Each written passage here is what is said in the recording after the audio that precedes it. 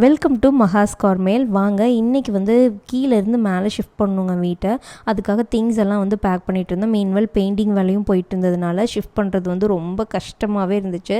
யூஸ்வலாகவே வந்து எனக்கு ஷிஃப்டிங் வந்து பிடிக்காது. உங்களில் எத்தனை பேர் இந்த மாதிரிங்கிறது வந்து மறக்காமல் கீழே கமெண்ட்டில் சொல்லுங்கள்.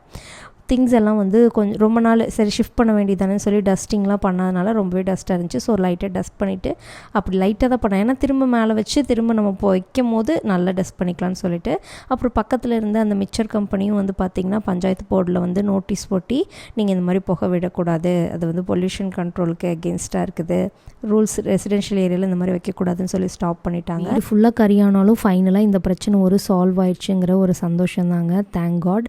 நேற்று ஃப்ரெண்ட்ஸ் எனக்கு நிறைய பேர் ஃப்ரெண்ட்ஷிப் டே விஷ் பண்ணியிருந்தீங்க. உண்மையிலே எனக்கு ரொம்ப ரொம்ப சந்தோஷமாக இருக்குது. தொடர்ந்து இதே மாதிரி சப்போர்ட் கொடுங்க.